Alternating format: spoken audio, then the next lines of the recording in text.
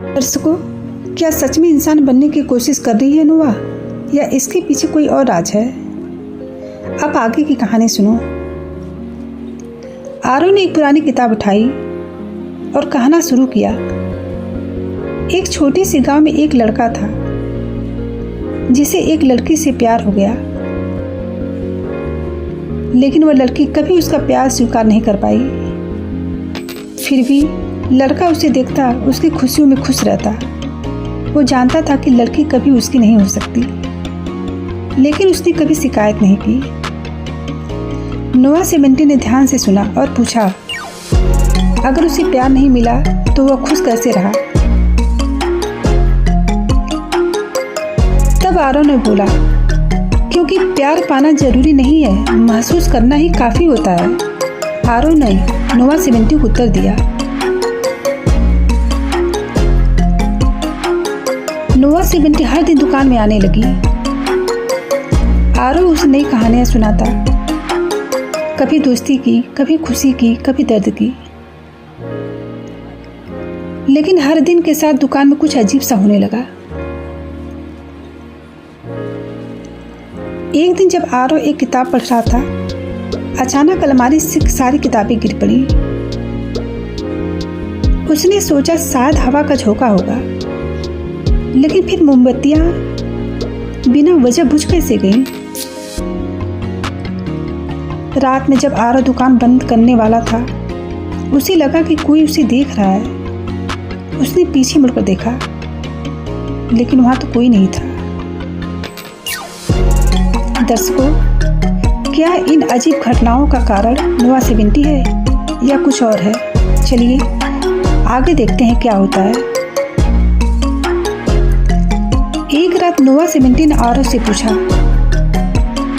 तुम अकेले क्यों रहते हो? क्या तुम्हें डर नहीं लगता? आरो ने ठंडी आवाज में कहा, मैं भीड़ से दूर रहना पसंद करता हूँ, शांति में जवाब मिलते हैं। नोआ सेवेंटी ने फिर सवाल किया, क्या तुम अपने अतीत से भाग रहे हो? अब तो आरो एकदम से चौंक गया। उसने कभी किसी से अपने अतीत के बारे में कुछ भी नहीं बताया था। तुम क्या जानती हो मेरे अतीत के बारे में? आरो ने नोआ सेवेंटी से पूछा। नोआ सेवेंटी ने हल्की सी आवाज में कहा, मैं सिर्फ ये जानती हूँ कि इंसान जब अपने दर्द को छिपाता है तो वह कभी चैन से नहीं जी पाता। अब ये आरो का अतीत क्या है? क्या नोआ सेवेंटी उसके दर्द को समझ पाएगी? चलिए दर्शकों, आगे देखते हैं। आरो ने आखिरकार मान लिया कि उसे अपनी कहानी बतानी होगी। उसने कहा, कई साल पहले मैंने अपने सबसे करीबी दोस्त को खो दिया। वह मेरा सहारा था। उसके जाने के बाद मैं खुद को खो चुका था, इसलिए मैंने खुद को इस दुकान में बंद कर लिया। नोआ सेवेंटी ने उसकी ओर देखा। मैं जानता हूँ तुम्हें अपने दर्द का सामना करना होगा और तुम कर सकते हो। आरो, ये दुकान तुम्हारा समाधान नहीं है, सिर्फ एक बहाना है। आरो की आंखों में आंसू थे। उसने पहली बार महसूस किया कि वह वाकई अपने दर्द से भाग रहा है। अब क्या आरो अपने डर का सामना कर पाएगा? दर्शकों, आरो दिल ही दिल में सोच रहा था कि नोआ सेवेंटी के दिल में ऐसी भावनाएं कैसे जाग गईं कि वो मेरी बात को समझ रहा है, मेरे दिल की बात को समझ रहा है। उस रात आरो ने खुद को कहानी के आगाज पर लिखा। उसने महसूस किया कि दर्द से भागना नहीं, बल्कि उसका सामना करना जरूरी है। नोआ सेवेंटी ने उसे अलविदा कहा।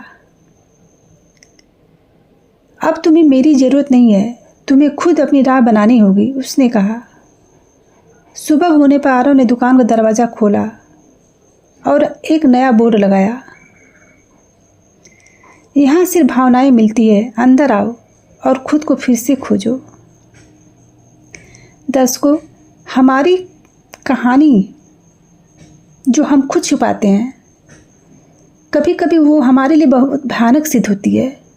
इसलिए हमें अपने दर्द को नहीं छिपाना चाहिए।